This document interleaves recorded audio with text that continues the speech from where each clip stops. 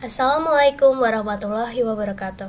Perkenalkan, nama saya Anggita Ramandani dari Teknik Informatika Angkatan 2017. Di sini saya akan memberikan sedikit materi praktikum algoritma dan pemrograman 1 tentang input dan output yang ada di modul 4. Input berarti masukan atau interaksi antara manusia dengan program, memungkinkan program dapat menerima data atau informasi dari pengguna.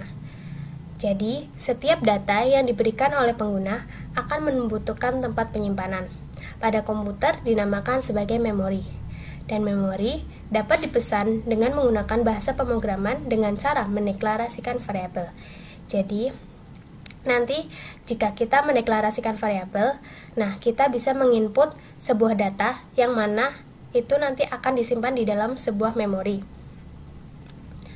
Yang kedua adalah output atau keluaran. Output adalah aktivitas program yang mendapatkan perintah untuk memberikan informasi data kepada manusia. Data itu biasanya merupakan hasil olahan dari data sebelumnya. Jadi, setelah kita menyimpan data dalam sebuah memori yang kita inputkan sebelumnya, kita dapat menampilkan data itu dengan menggunakan output atau cout. Nanti kita akan bahas pada bab selanjutnya. Selanjutnya adalah library. Library merupakan sekumpulan kode yang memiliki fungsi-fungsi tertentu dan dapat dipanggil ke dalam program lain. Setiap bahasa pemrograman mempunyai library-nya masing-masing. Hal ini ditujukan untuk membantu programmer dalam membuat suatu program. Dalam input-output terdapat library yang sering digunakan, yaitu salah satunya ada stdio.h dan iostream. stdio.h merupakan singkatan dari standar input dan output header, sedangkan iostream merupakan singkatan dari input-output stream. Di dalam library stdio.h terdapat beberapa fungsi yang sering digunakan. Salah satunya adalah fungsi printf, puts, dan putchar, yaitu sebagai fungsi yang digunakan dalam output, sedangkan scanf, get, dan getchar sebagai fungsi yang digunakan dalam input. Di dalam library iostream terdapat beberapa fungsi yang sering digunakan, yaitu ada scene.getLine, cout, dan endl. Scene.getLine dan scene sendiri ini adalah fungsi yang digunakan dalam input, sedangkan cout merupakan fungsi yang digunakan dalam output. Endl yang bisa diartikan adalah memindahkan baris ke bawah atau biasa kita sebut dengan enter. Ini merupakan contoh script yang menggunakan library stdio.h. Dalam membuat suatu script diawali dengan statement penggunaan library yang akan kita gunakan, dilanjutkan dengan using namespace std, lalu kemudian masuk ke menu utama. Nah, di sini saya akan mengoutputkan kata-kata welcome. Nah, di sini saya menggunakan fungsi printf dengan petik 2 welcome. Nah, di sini kalau nggak ada petiknya, ini bisa berarti variabel. Nah, di sini saya menggunakan petik, artinya kata-kata yang akan saya tampilkan pada layar. Nah, di sini merupakan hasil output dari script yang tadi kita buat dengan tulisan welcome. Selanjutnya adalah inputan dalam library stdio.h. Kita langsung masuk ke menu utama.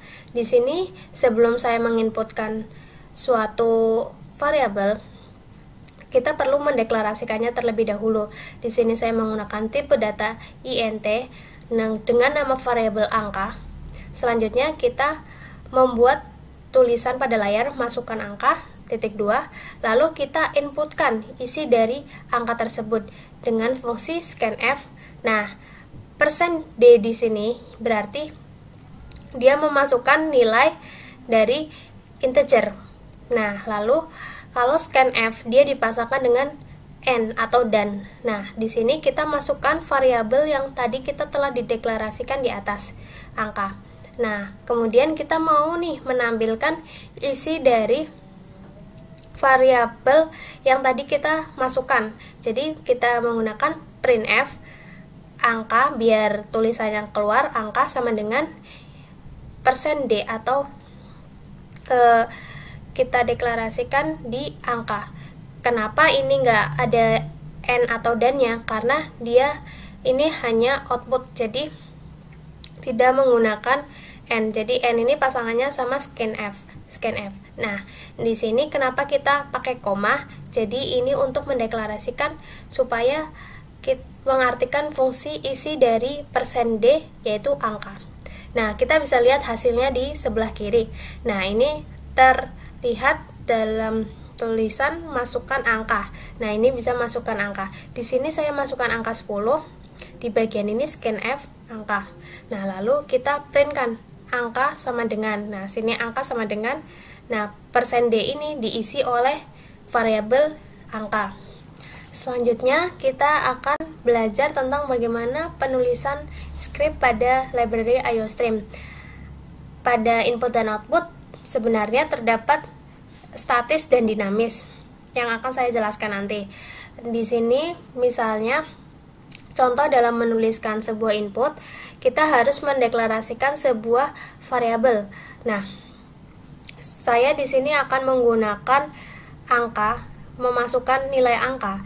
Jadi angka sendiri ini mempunyai tipe data integer dan dituliskan sebagai int yang diikuti dengan nama variabel itu sendiri. Nah, saya beri nama variabel itu angka. Jadi kita tuliskan sin kurung angka. Selanjutnya pada output itu sendiri saya deklarasikan dulu int angka. Di sini ada sama-sama cout tapi dengan penulisan yang berbeda.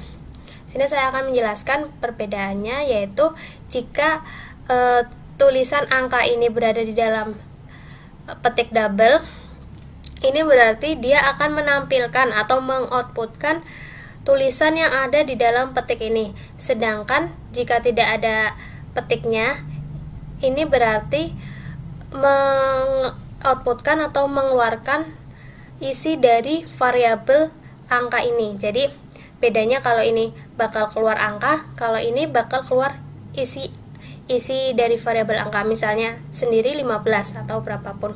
Untuk lebih jelasnya, mari kita coba mendemokan program. Nah, di sini saya menggunakan dev C++.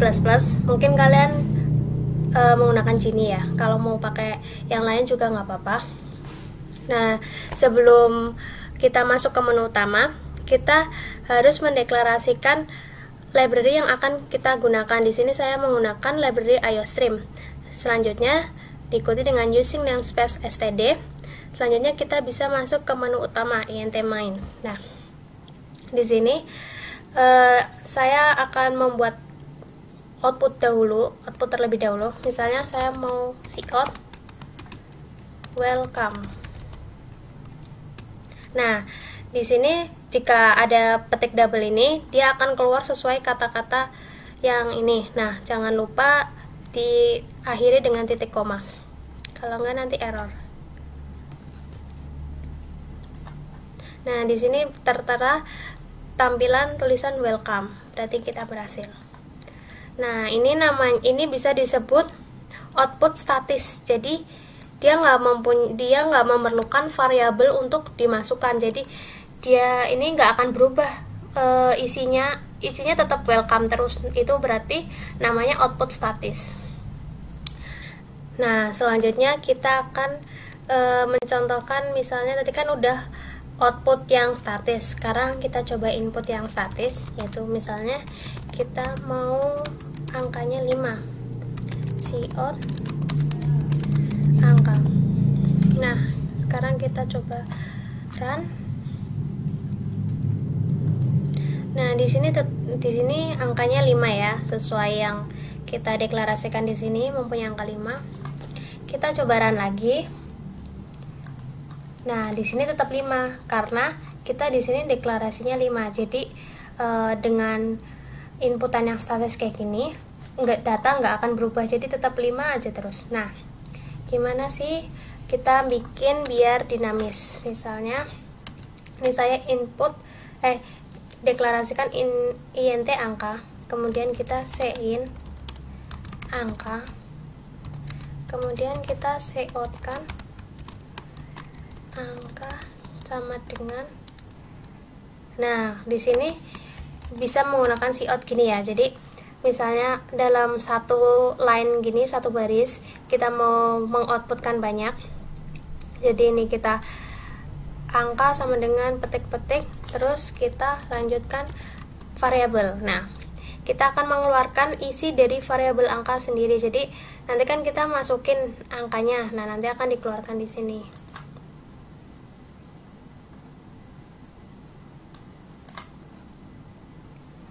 Nah, kita misal masukkan 5. Nah, ini keluar angkanya sama dengan 5.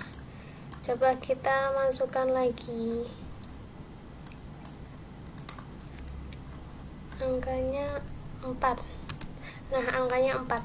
Jadi kalau misalnya kayak gini, ini kan udah dinamis. Jadi nilai dari angka itu sendiri dia bisa berubah-berubah.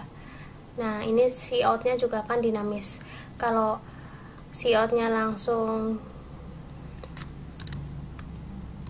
15.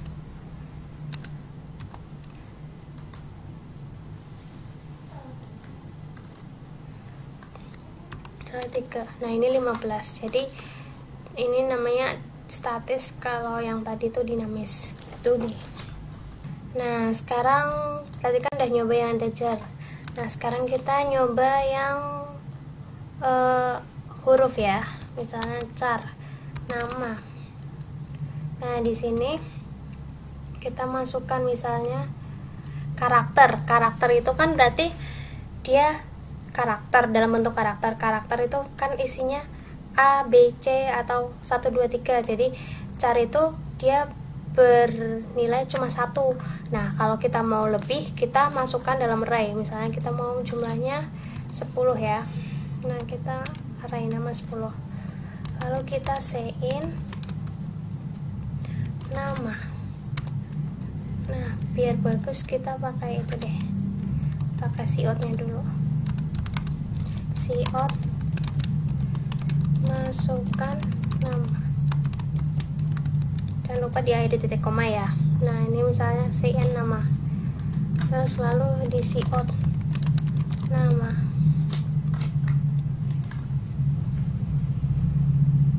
Nah, ini kan masukkan nama Anggita. Nah, keluarkan namanya Anggita. Nah, kita nyoba lagi Anggita Ramadhani. Nah, kenapa keluarnya Anggita? Ingat tadi ada sein.getLine. Nah, kalau misalnya kita nggak pakai sein.getLine, dia itu nggak bisa baca, dia nggak baca kalimat setelah spasi. Jadi kalau udah kalimat setelah spasi, udah itu nggak dibaca. Jadi misalnya nih, kita mau cout nim, masukkan nim, masukkan nim, terus sein nim. Nah,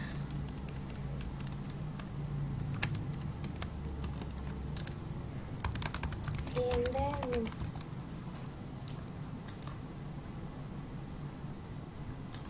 Nah, kita masukkan Anggita Ramadhani.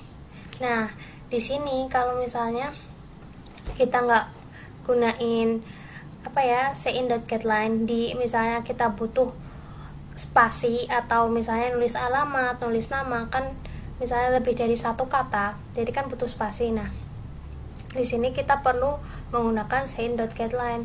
Kalau enggak, proses selanjutnya itu kita nggak bisa nginput apa-apa lagi. Atau misalnya tadi kayak tadi output yang ketampil cuma karakter yang pertama, cuma satu kata yang pertama, bukan karakter, maaf.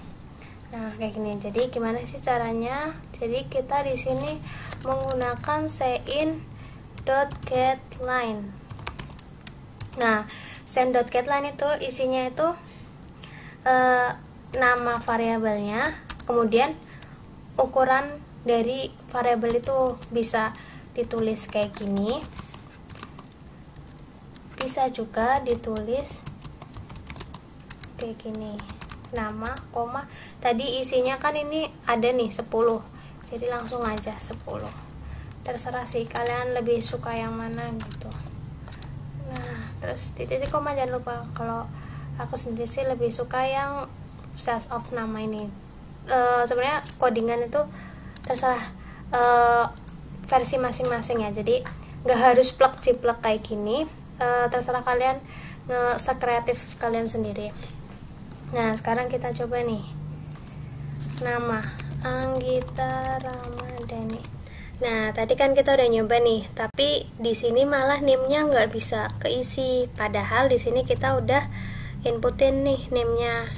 Ternyata setelah dicari tahu, huruf Anggita Ramadhani ini dia melebihi dari kapasitas, sedangkan kita ngasih kapasitasnya ini cuma 10, ternyata itu lebih dari 10. Jadi biar bisa diisi kita harus melebihi kapasitas. Jadi misalnya kita ganti kapasitasnya jadi 100.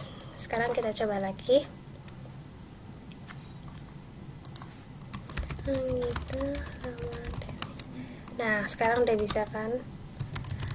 Nah, ini ada kasus lagi, misalnya kan ini ada sein.getLine. Nah, tadi saya lupa memberikan materi di awal.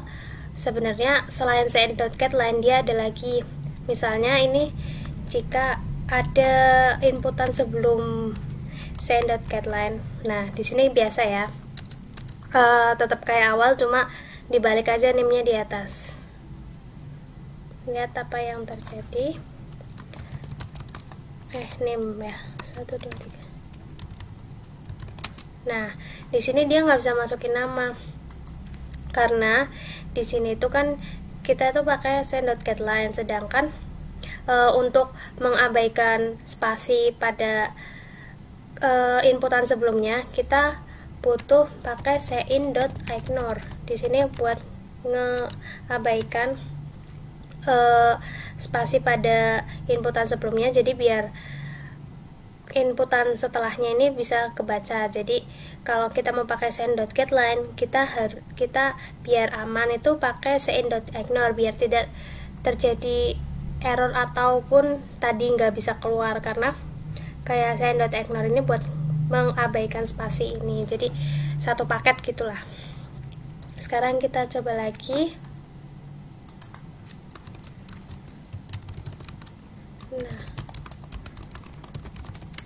Nah, sekarang udah bisa ya, berarti udah aman ini. Jadi jangan lupa pakai sein.ignore sama sein.getLine untuk penulisan yang lebih dari satu kata. Nah, tadi kan udah angka, udah huruf juga udah. Sekarang kita nyoba perhitungan ya. Perhitungan yang simpel dulu deh. Itu deh.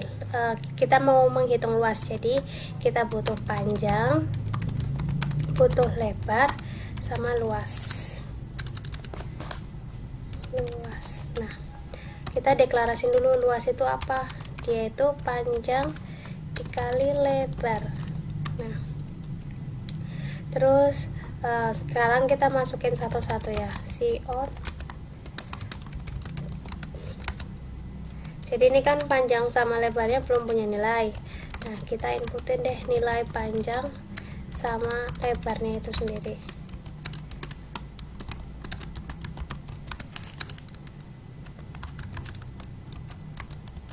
Sein lebar.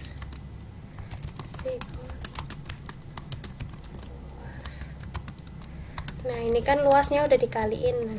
Nah, kita berarti tinggal nge-outputin nilai dari luas itu sendiri. Kita gedein dulu, misalnya mau 6 panjangnya, lebarnya 3. Nah, kenapa luasnya 0? Kira-kira ada yang tahu nggak kenapa luasnya 0? Nah, ini luasnya 0 karena dia luas itu dideklarasiin di mana sih? Dia dideklarasiin di atas. Loh, rumusnya udah bener nih. Kenapa bisa 0? Karena di sini kan panjang sama lebarnya dia belum tahu nilainya berapa. Sedangkan nilai panjang sama lebar baru dimasukin di sini. Nah, jadi untuk kita biar bisa menghitung panjang sama lebarnya, dideklarasiin setelah nilai panjang sama lebar diinputin. Jadi udah ada isinya nih, panjang sama lebarnya. Kalau misalnya panjang sama lebarnya belum ada isinya, kan ini belum ada isinya nih, jadi kan dikaliin ya tetap 0 gitu. Nah sekarang udah nih Pak, ini kan dia nginputin panjang, inputin lebar. Nah baru nih panjang sama lebarnya dikaliin di sini dan disimpan dalam variabel luas, baru di outputin. Sekarang kita coba lagi ya, harusnya udah benar. Misalnya 7, panjangnya 7. Nah ini dinamis nih, karena kita bisa masukin angka-angkanya bebas gitu, jadi bisa katakan. Nah sekarang luasnya udah ada nih, berarti kan benar. Jadi kalau misalnya kita ada perhitungan, suatu perhitungan, tapi misalnya angkanya ini belum diketahui di awal, baru diketahui setelah kita inputin, berarti kita mau deklarasiin yang pakai perhitungan itu setelah angkanya dimasukin, jadi baru kita bisa ngitung. Nah tadi kan dari tadi udah materi terus nih, udah contoh soal juga, udah bahas yang penulisannya, udah ini. Nah sekarang coba diimplementasikan, dikerjakan dalam bentuk soal. Di sini ada 4 soal yang bisa coba kalian kerjakan. Nah nanti misalnya ada yang bingung atau ada yang apa, bisa komen di bawah atau bisa langsung hubungi saya via WA nanti, atau hubungi asistennya masing-masing untuk bertanya gimana cara menyelesaikan soal ini. Kalau misalnya ada yang kurang jelas, boleh juga komentar atau kritik dan saran supaya nanti bisa lebih baik lagi untuk menyampaikan materinya. Sekian dari saya, kurang lebihnya mohon maaf apabila ada kesalahan ataupun terlalu cepat dan informasi yang tidak jelas. Saya mohon maaf. Wassalamualaikum warahmatullahi wabarakatuh.